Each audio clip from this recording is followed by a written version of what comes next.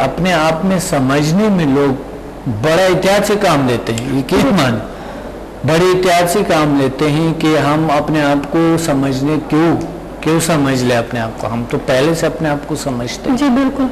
अपने इतना तो अच्छा है, हम देखे हमारे फलां कामयाब है, वो फलां इतने अच्छे स्कूल में बच्चे पढ़ रहे हैं, वो फलां ऐसा हुआ ऐसा हुआ, मेरा तो कामयाबियाँ हैं, ये वो है।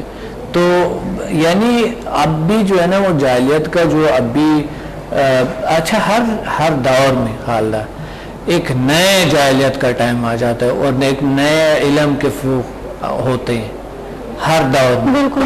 तो पुराने ज़माने में जो होते थे कुछ और मकसद निज़ाम जाहिलियत के साथ और दानाई के साथ भी चलते थे, अभी भी वो दानाई भी चलता है और जाहिलियत भी चलता है। इंसान से जाहिलियत कभी ख़त्म नहीं हो सकेगा और कभी ये जो है क्या कहते हैं उसकी मुश्किलात ख़त्म नहीं हो सकता है और कभी भी इनके जो है ना सुख जो है सुकून है हैप्पीनेस है ये भी कभी ख़त्म नहीं होंगे।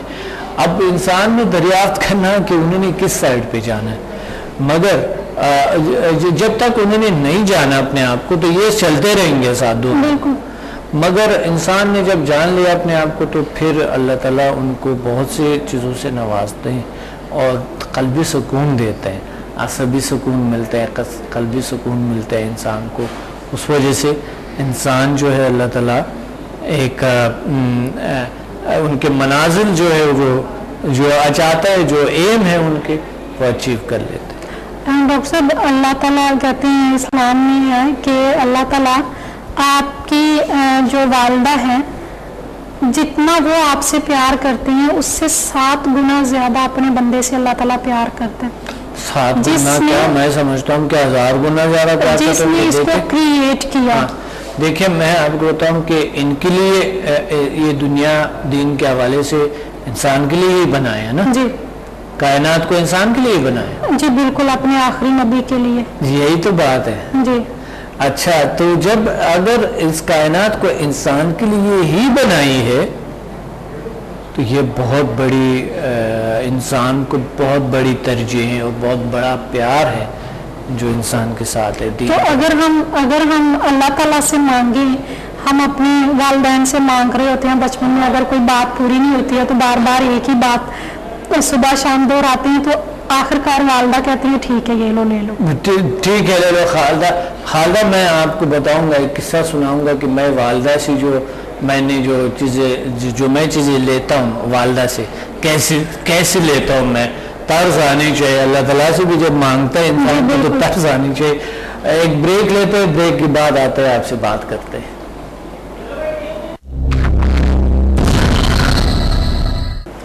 वेलकम बैक नाजरीन। डॉक्टर साहब हमें बता रहे थे कि वो किस तरह से अपनी अम्मी से चीज़ें लेते थे। जी बिल्कुल, मैं अम्मी से नाजरीन जब मैं खालदा जब एक बार मैं आपको एक मिसाल बताऊंगा। एक बार मैंने एक चीज़ चाहता था मैं खा लूँ तो अम्मी मना करते कि ये चीज़ नहीं खाना है आपने। तो मैंने क्या किया, एक दिन ये किया कि पेट में दर्द हो रहे हैं, बड़े ऐसे बहाना बना के पेट में दर्द हो रहे हैं, तो बहुत दर्द हो रहे हैं हमें, बहुत दर्द हो रहा है। मैंने उस दिन मैंने कहा था उनको कि वो भाई कहा कि पिछले दफे भी हो रहा था, मैंने उनको वो चीज़ खा के तो आराम आ गया था, तो अम्मी ने दे दी मुझे और उसी वक्त मुझे आराम तो पहले ही था चीज़ ले ली खा ली। यानी अगर हम जो इंसान हैं अल्लाह ताला से इसी तरह से मांगे कि अल्लाह ताला ये हमें चाहिए, ये तो चाल था ये देखे। अच्छा, फिर जब भी मुझे कोई उस चीज़ का जी चाह रहा होता था ना तो मैं इस तरह बता देते थे। आखिर समझ गई माँ समझ गई कि ये कोई चाल है, ये कोई चीज़ है।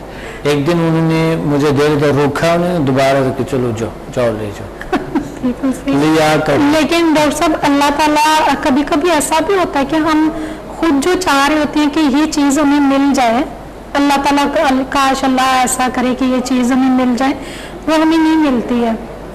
तो उसमें मैंने ये देखा, खुद मेरा तजर्बा है कि अगर वो चीज़ आपको उस टाइम पे नहीं मिलती है तो वो आपके लिए बेहतरी होती है।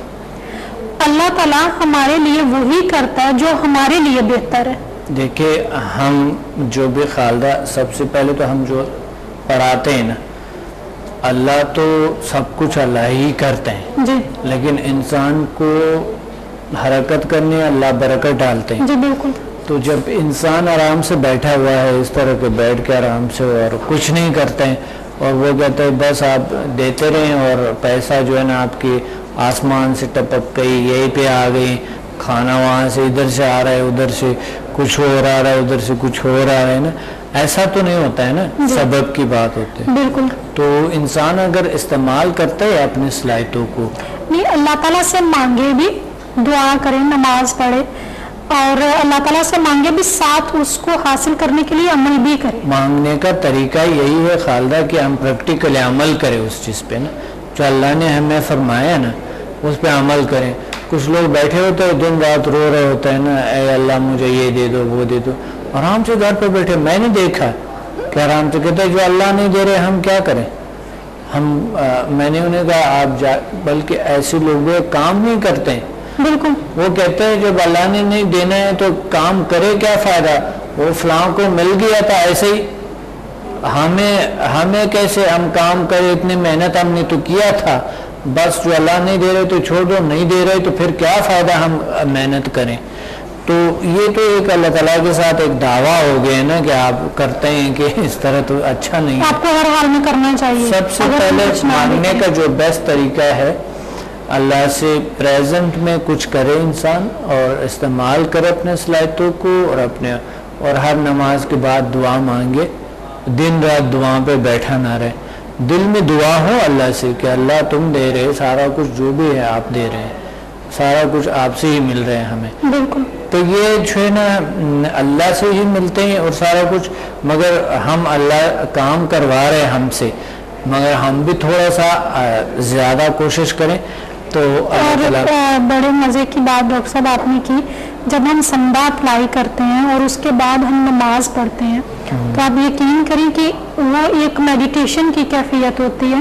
پتہ نہیں ہوتا کہ سائڈ پہ کیا ہو رہا ہے، یہاں آوازیں آ رہی ہیں نہیں آ رہی ہیں، اتنا ڈیپ آپ چلے جاتے ہیں اس میں، نماز میں اتنا کھو جاتے ہیں، آپ کو لگ رہا ہوتا ہے کہ جیسے فیس ٹو فیس آپ اپنے رب سے مخاطب ہیں. دیکھیں میں نے ناظم مزید کی بات کی اور خالدہ نے اچھی بات کہی.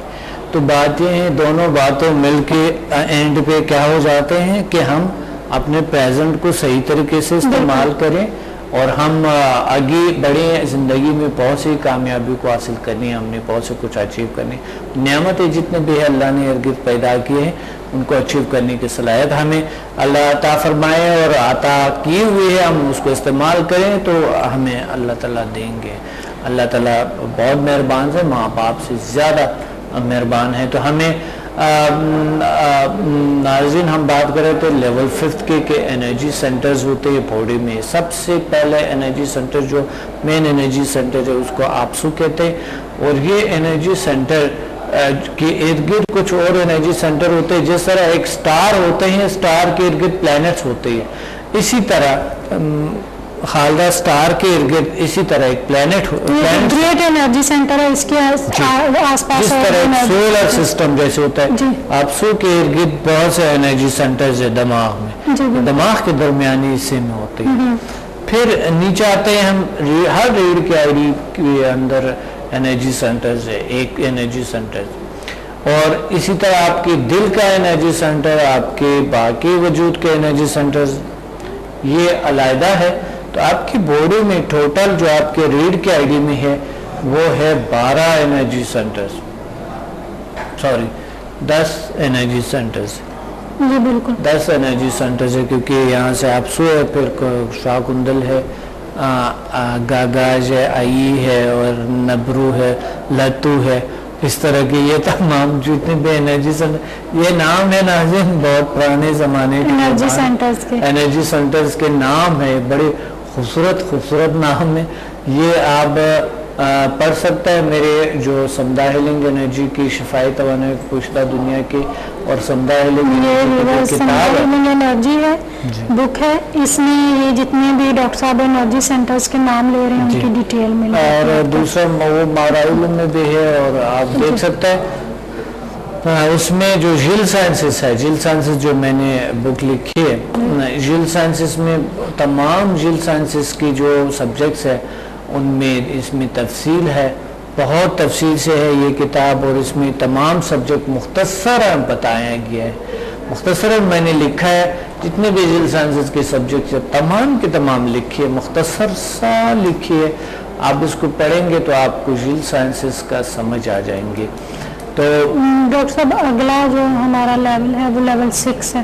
حالہ ابھی تک کہ لیول 5 ختم نہیں ہوئی ہے۔ مزے کی تو بات یہ ہے کہ میں انرجی سینٹر پہ بات کرنا چاہتا ہوں کہ یہ مجھے سب سے حیران کر دینے والی چیز ہے خالدہ، میری زندگی میں، میرے ہر چیز میں، میری لائف میں کوئی بھی حیران کن کو ایسا چیز نہیں ہے جتنا کہ یہ جو مجھے حیرانگی ہوتا ہے۔ اور میڈیٹیشن کی کیفیت میں جب میں چاہتا ہوں میڈیٹیشن میں تو مجھے اپنی باڈی ایک روشنی نظر آتا ہے اور انرجی سینٹر نظر آتے ہیں، تو وہ ایک روشنی کا، یعنی یہ مادہ پھر نظر نہیں آتے ہیں۔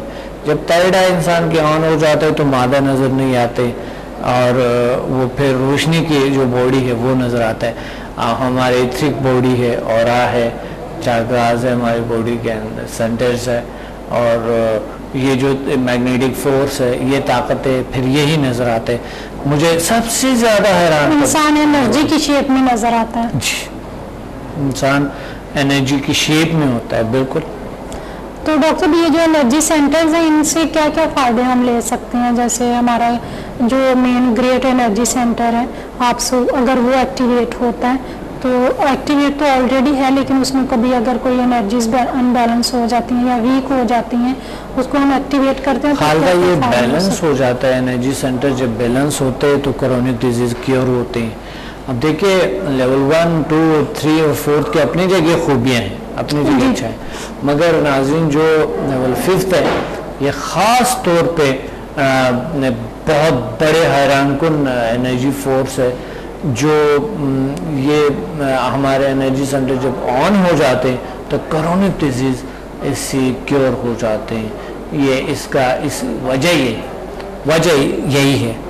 اور اس کی جو ہیلنگ پاور ہے، پہلے 1 سے لے کے 4 تک بھی بہت زبردست رزلٹ ہوتے ہیں اسٹوڈنٹ کے، لیکن ابھی کل میری بات ہو رہی تھی، ایک اسٹوڈنٹ تھی ہماری لاہور میں، ان کی بیٹی ہے، اس کو کوئی میرے خیال میں پچھلے 7-8 سال سے وہ بیڈ پہ ہے، اس کی ریڑھ کی ہڈی کا مسئلہ، وہ چل نہیں سکتی ہے، اس کی جو نیچے والا حصہ ٹانگیں ہیں وہ کام نہیں کرتی ہیں، مطلب اپنے پاؤں پہ وزن نہیں ڈال سکتی ہے۔